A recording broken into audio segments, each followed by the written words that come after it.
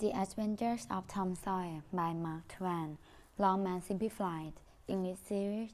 Read by ดวงหาไทยภูมิมา Chapter 16. Tom's Dream. Bankie's Revenge. That was the great secret. The plan to return home with his brother pirates and attend their own funerals.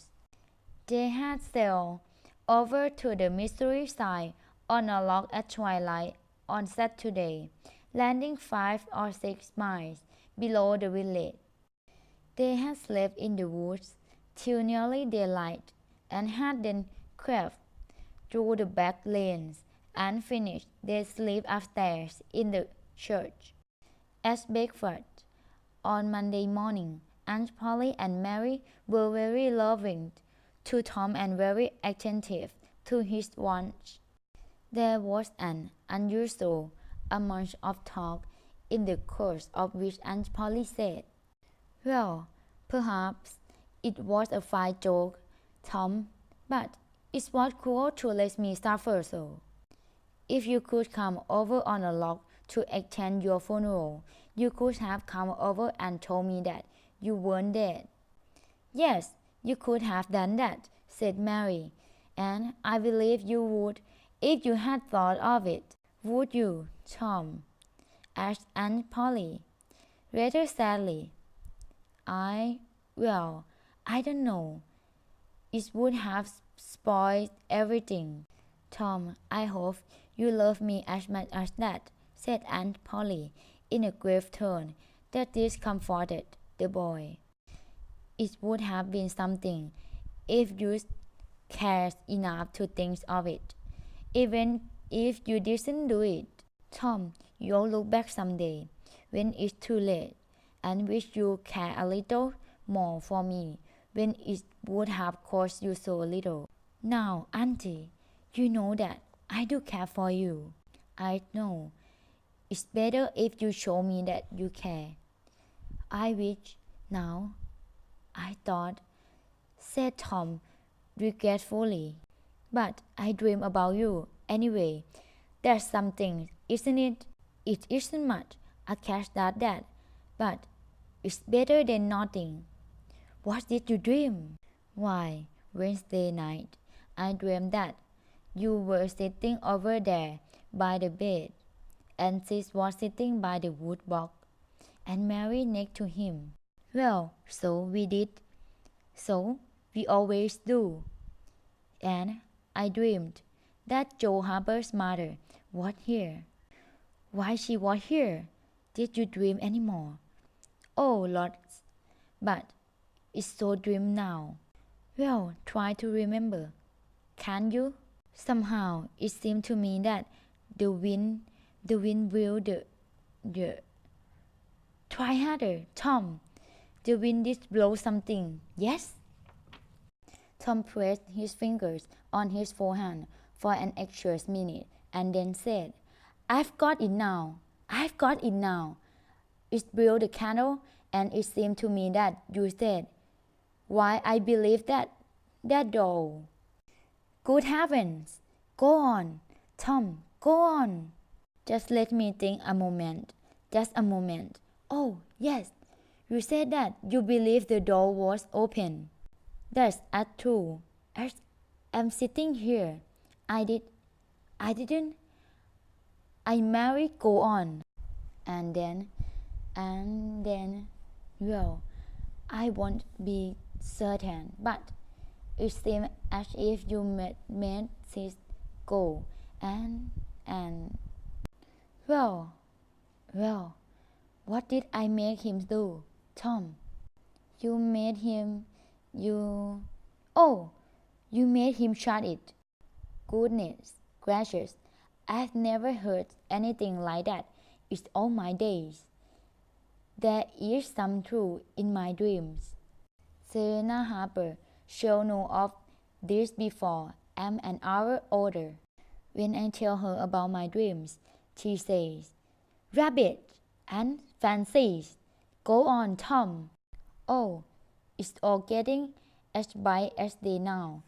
Next you said that I wasn't bad, only mischievous. And so I did. Well, well, go on, Tom. And then you began to cry. I did. Not for the first time either. And then Mr. Harper began to cry and said Joe was just the same, and she wished that she hadn't whipped him for taking the cream which she threw away herself. Good Lord, Tom, this is a miracle. Goodness gracious, go on, Tom. Then Sid said, he said. I don't think I said anything, said Sid. Yes, you did, Sid, said Mary. Shut your mouth and let Tom go on. What did he say, Tom? He said, I think he said he hoped I reached Harbour where I had gone to, but if I've been better sometimes. There, do you hear that? His very words. And you made him shut up. I did, and angels must have shown you all that, Tom. There was an angel with you, and Mr. Harper told about Joe making her jump, and you told about Peter and the painkiller. As true as I'm sitting here. Then there was a lot of talk about having the funeral on Sunday, and then you and Mr. Harper cried, and she went. It happened just so. Tom, you couldn't have told it better if you seen it. And then what? And then I thought you played for me, and I could see you and hear every word. You went to bed, and I was so sorry that I wrote on a piece of bark. We are not dead, we are only being pirates, and I put it by the candle. And then you looked so good, lying there asleep, that I thought I went and leaned over and kissed you. Did you, Tom? Did you? I forgive you everything for that. And when she threw her arms about him, he felt the guilties of villains. Here's a big apple I've been saving for you, Tom, if you were ever found again. Now off you go, all of you. You waste enough of my time. The children left for school, and the old lady went to call on Mr. Harper and conquer her disbelief with Tom's marvelous dream. What a hero Tom was now! He did not go jumping and dancing, but stepped with his chest out like a pirate, who felt that the public eyes were on him. He tried not to seem to see the looks or hear the remarks as he passed along, but they were food and drink to him. Smaller boys than himself flocked at his heels, and proud to be seen with him as if he had been the drummer at the head of a procession or an elephant leading a circus into town.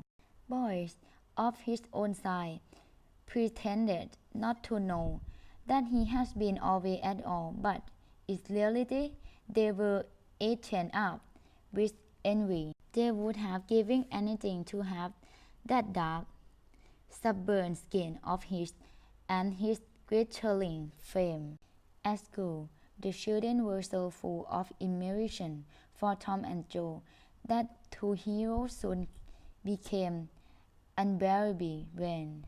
Finally, when he got out their pipes and went snuffing around, the very height of glory was reached. Tom decided that he could be dependent on banquetation now. Glory was sufficient. He would live for glory. Now that he was distinguished, perhaps she would be wanting to be friends again. Well, she would see that he could be as proud as some other people. Presently, she arrived. Tom pretended not to see her. He moved away, joined a group of boys and girls, and began to talk. Soon, he observed that she was running gaily to and fro, presenting to Cher's schoolmates, and screaming with laughter when she made a capture, but he noticed that she always made her captures in his neighborhood. After a time, she gave up paying and moved hesitatingly about, glancing occasionally at Tom. Then she observed that Tom was talking more particularly to Amy Warren than to anyone else. She grew disturbed and uneasy at once. She tried to go away, but her face led her to the group instead. "Mary, I want to tell you about the picnic," said Banky to a girl almost at Tom's elbow. "Oh, who's going to give it?" "My mother's going to let me have one. I hope she will let me come." "She will. The picnic's for me. She'll let anybody come that I want, and I want you." "That's nice of you. When it is going to be?" "Soon, perhaps in the holidays." "Oh, won't it be fun? Are you going to invite all the boys and girls?" "Yes, everyone who is a friend of mine or wants to be." And she glanced at Tom, but he talked on to Amy Warren about the storm on the island, and how the lightning tore the great tree of beech, while he was standing within 3 feet of it, with a clapping of joyful hands. All the group begged for invitation except Tom and Amy. Then Tom walked off with Amy. Banky's eyes filled with tears. She went as soon as she could and sat alone till the bell rang.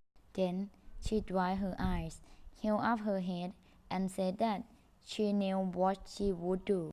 During the interval, Tom continued in the company of Amy, and kept wandering about to find Becky in order to make her feel angry. At last, he caught sight of her. She was sitting on a little bench behind the school, looking at a picture book with Alfred Temple. So deeply interested were they, and so close together were their heads over the book, that they did not seem to notice anything else. Jealousy ran red hot through Tom. He called himself a fool for throwing away the chance of becoming friends again which Banky had offered. Amy's happy talk became unbearable. Tom spoke vigorously about some things which he had to do and hastened away. "She thinks that he overdressed. Fool is better than I am," he thought, gritting his teeth. "Oh, all right. I gave him a beating the first time I saw him, and I'll do it again." He went through the motion of fighting an imaginary boy, hitting the air and kicking and pulling. "Oh, you've had enough, have you? You have you? Now, let that be a lesson to you."